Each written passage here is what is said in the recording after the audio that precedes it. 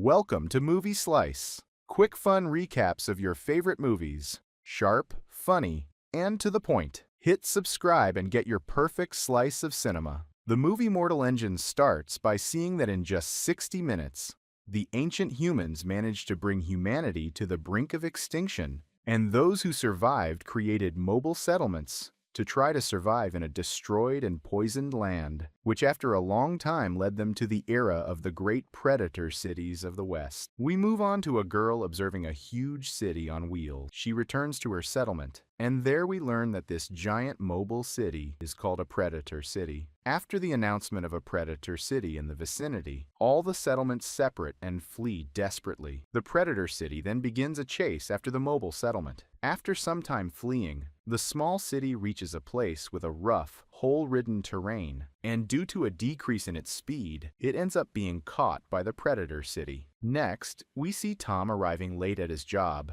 His boss, Pomeroy, warns him about his behavior, as apparently this is the third time in a row. Right after that, Tom is assigned to be the guide to help Catherine Valentine in her research about ancient peoples and the 60-minute war. Already in his office, we see Tom using a hamster to produce energy, so they manage to reproduce footage of what it was like in the 21st century. In the recording, we see a quantum energy shot being fired by a weapon called Medusa. Catherine wonders how such an advanced civilization could be so dumb as to cause near extinction with the use of bombs. Tom tells Catherine that he's noticed that lately, parts of weapons have been disappearing, but even though he reported it to the higher-ups, nothing happened. He then shows her that he was secretly storing several weapon parts to throw away when possible. But what they didn't know was that they were being spied on by Herbert through the window. Upon leaving the room, the pair are stopped by Herbert, who tells Tom to go to the recycling sector due to him being a lowlife from the lower class, and if he's late,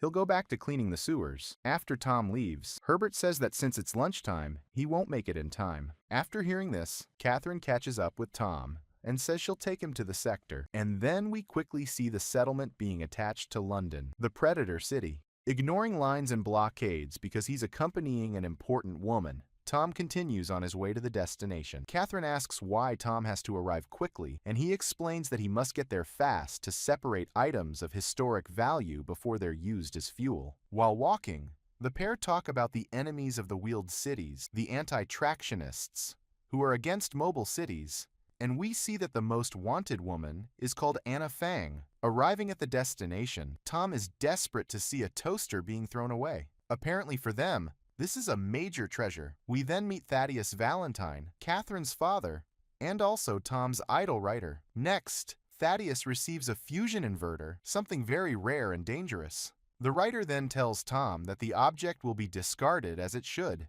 and won't end up in the hands of engineers. A fight breaks out, and Thaddeus goes and separates it. After that, while he gives a political-style speech, we see Hester Shaw, who was watching him, slowly approaching the writer. Before Tom can stop her, Hester stabs Thaddeus in the stomach and says she did it for her mother, Pandora Shaw. Tom approaches and takes the knife from her hand. Her mask falls off, and we see a huge cut scar on her face. Seeing the police approaching, Hester starts her escape with Tom on her tail, and Thaddeus follows both of them. After a lot of running through the newly hunted settlement being destroyed, Hester, seeing herself cornered, decides to throw herself down the disposal chute, but Tom manages to grab her. The girl then tells him that Thaddeus is responsible for her scar and tells him to ask about her and her mother. After that, she lets go and falls. Thaddeus arrives right after, and as open-mouthed as he is, Tom ends up revealing the things the girl said, which makes the writer push him through the grate. Next, we see Catherine and some guards arriving at the scene. Thaddeus says Tom fell during a fight with Hester, but looking around, Catherine sees there was a witness present. Later in a room, we see father and daughter talking. Thaddeus says he doesn't know who Hester was, and that she was probably an anti-tractionist who hated him, and then says that tractionists and people from static settlements couldn't understand each other because they hide supplies behind a wall to watch them starve. On solid ground, we see searches for Tom happening, and, luckily for him, Hester had hidden him under some plants. After waking up, he remembers being pushed by Thaddeus, and, not knowing what to do, he asks Hester to take him to some trade city. Meanwhile, we see Thaddeus in a meeting with Magnus Chrome, his superior, where it is said that they are running out of time, as food is becoming scarce. And because of this, the writer's energy plan will not be able to be completed. While leaving home talking with his daughter, Thaddeus lets Hester's name slip, but after being questioned by Catherine, he avoids the topic and leaves. Then Thaddeus arrives at Dr. Twix's laboratory, where we see that all the things that disappeared were ending up there. Dr. Twix informs Thaddeus about an undead soldier who was in prison and is hunting the same target as the writer, Hester Shaw. Meanwhile, Tom is bragging about his incredible sense of direction, which leads Hester to ask him which way they should go at a fork in the road. Tom says they should go south, as that's where the wheel tracks lead, but Hester says in the Outlands you should never go south. At night, Hester is awakened by noises. Following them, she sees Tom calling for help from what he thinks is a commercial city. But when Hester sees what he's talking about, she says they are Southerners. After being spotted and attacked by the machine, they begin a desperate escape. But when trying to help Tom, Hester is hit in the leg. The pair manage to escape thanks to the help of an old man who pulls them into his car hidden underground. Meanwhile, Catherine is tracking down the witness, a friend of Tom's, and she learns that her father was the one who pushed Tom into the hole. After putting the pieces together, the two realize something is wrong with the new city construction being carried out by Thaddeus. We are shown that Thaddeus used to visit the mother and daughter pair and was kind to them, until one day Pandora unearthed something Thaddeus desperately wanted. And to get the object, the writer killed Hester's mother and cut the little girl's face while she tried to help her mother, and he would have killed her too if she hadn't hidden. Next, we see Thaddeus arriving at the prison to visit Shrike, the undead. After talking to him and being sure the monster wants to kill Hester, Thaddeus uses missiles to destroy the prison and release Shrike from his cell, and we quickly see the monster emerging from the water. The pair are now in the elderly couple's vehicle home, lying in a room that looks more like a captivity, and Hester takes the opportunity to tell Tom about her past. We then see Hester and Tom being taken as prisoners to be sold at an auction. When Hester is about to be sold to a butcher, Anna Fang, the #1 enemy of the Tractionists, offers 50 quirks for her. Seeing Anna approach, the auctioneer threatens her, saying he will turn her in to the authorities and claim the 50,000 quirks reward. Anna ignores the loudmouth and pulls out a shotgun, then kills the man and frees Hester. While Anna fights several people and the pair try to escape, Shrike appears and surprises them. We quickly see Anna finishing off the butcher in a spectacular way, referencing Old West sheriffs who had stars on their boots. When they are cornered and about to be killed by Shrike, Anna appears and shoots the monster directly. After Hester boards the ship, Fang takes off, leaving Tom behind. However, Hester throws a rope for Tom to grab onto, but before the ship can get away, Shrike grabs the rope and starts climbing up it too. Hester throws a knife to Tom. He grabs it and cuts the rope below where he's holding, allowing the plane to take off. Inside the ship, Anna helps Hester treat her leg wound and then tells her she knew her mother and her story. She was curious to know how an 8-year-old managed to survive in the Outlands. Here we learn that Hester was raised from a young age by Shrike. Tom, being a bit of a loudmouth, starts talking nonsense about Shrike and ends up irritating her. Realizing he said something he shouldn't have, Tom goes after her, and she tells him how she was raised. Shrike rescued and cared for her in his own way, but he cared. The monster had several dolls, which he saw as a mirror of himself. Shrike wanted to end Hester's pain. The method he planned to use was to turn her into a machine, just as had happened to him. She had promised Shrike she would transform and become like him. But 6 months ago, Hester discovered Thaddeus was within her reach, prompting her to go after him. And angry at the broken promise, Shrike began to pursue her. Next, we see Catherine and her new friend arriving at Tom's room. Pomeroy, who was already there, explains the equipment had already been taken by Thaddeus's men. He then shows them a path to the cathedral and warns them to be careful. At Anna's request, Tom pilots the ship to land in the floating city. Upon arrival, we see a sign stating it is strictly forbidden to smoke or make any kind of spark. Captain Cora welcomes them, and as they walk, he asks Anna if she really thinks Hester can help save them. We move to Thaddeus's operation, which is yielding results,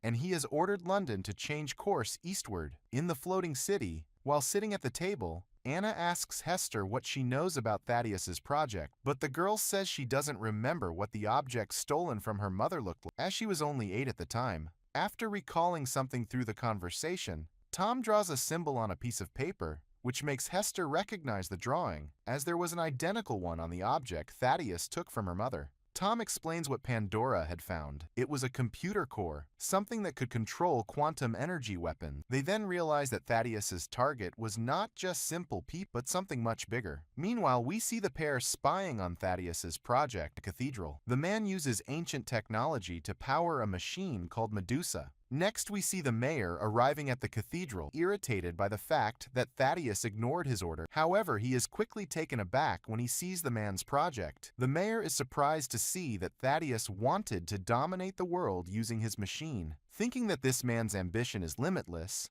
he issues an order telling everyone there to stop the project and take the key. But to his surprise, no one listens to him. Thaddeus then says that the mayor is stuck in the past, just like the dinosaurs, and that he is the meteor. The man then pulls out a weapon and kills the old man. After witnessing this, the pair flee the scene to avoid being caught, and Catherine says that that man is no longer her father. In the floating city, the team realizes Thaddeus's intentions regarding attacking the wall. Just as they are about to warn others, the power goes out everywhere. Amid screams in the darkness, Shrike appears, breaking down the door and calling for Hester. The team tries to attack Shrike, but not only do they fail, some are killed by being thrown out. Anna and some of the team try to defeat Shrike, while Tom and Hester run to the ship. They manage to make him fall, but soon see that he held on to something and is still in the city. Fleeing amid the chaos, they end up being found by Shrike. Tom tries to attack him,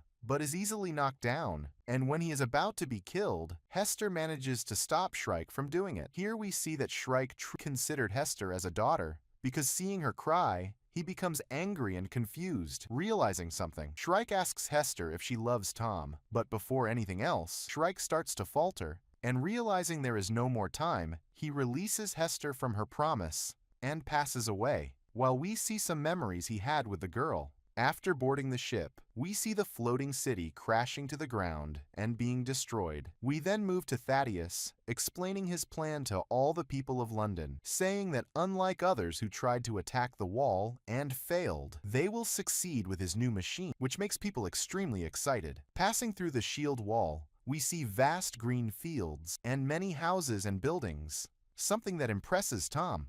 Upon arrival, the team heads to a meeting with the governor, where after a quick conversation, the man decides to attack London before they are attacked. And this does not make Tom happy at all. With the alarm sounding throughout the city, everyone begins preparations for the imminent battle. As they approach the wall, the Medusa emerges from the cathedral roof and is shown to everyone while locking its aim on the target. On the wall side, we see several cannons and planes ready for combat. While observing a sculpture on the wall, Hester notices something, and checking the object her mother had given her, she discovers that there was the key, the only way to stop Medusa. After seeing that Medusa is ready to fire, Anna says to sound the alert for everyone. Medusa fires a shot that destroys a good part of the wall. After that, Medusa is retracted to recharge, and the Londoners are excited, chanting London's name. Anna and the team decide to go to London to find a way to stop Medusa. On their way there, Medusa fires again, destabilizing the planes. After recovering from the shock, the team continues their journey, but they are still under heavy artillery attack. The team manages to destroy a good number of London's weapons and get close to the city. But unfortunately, some people in the group are killed in the process, and one even makes a kamikaze attack to destroy a weapon. Hester manages to get off the plane, and Anna soon jumps from the ship as well, handing control to Tom. Anna tries to kill Thaddeus, but a man steps in and causes her to fail. Then Anna is struck in the abdomen by the mad writer. Thaddeus grabs a blade and goes to the top of the cathedral to finish, and gets into a ship to leave. However, on the ship, Hester was waiting for Thaddeus with a gun pointed at him. But Thaddeus makes the woman realize that he could be her father, so she ends up letting her guard down and is soon knocked down by the maniac. Arriving at the location, Catherine realizes her father's plan. After talking to Tom over the communicator, she opens London's mouth. Tom uses Anna's ship to enter and fires a missile at the city's core, and after doing so, he leaves the area. After Hester tries to fight back, the two start a fight. While she is being overpowered, she uses a knife to cut Thaddeus's face, who ends up letting go of the girl. Thaddeus turns and asks if the girl wants them both to die, but she says no, because she would survive. And after that, Tom appears with the ship, and Hester climbs aboard, and the pilot then uses a missile to hit the other aircraft. After the plane crashes, we see that Thaddeus had survived, but London, which still hadn't stopped moving, ends up running over the wreckage of the plane. After the battle ends, we see the residents of London being welcomed at the wall by the mayor. And still in the sky, we see Tom inviting Hester to go with him to see the world, to go wherever the wind takes them, and she accepts the invitation. And here the movie ends. If you liked the video, subscribe to the channel and activate the notification button so you never miss an updates. See you in the next video.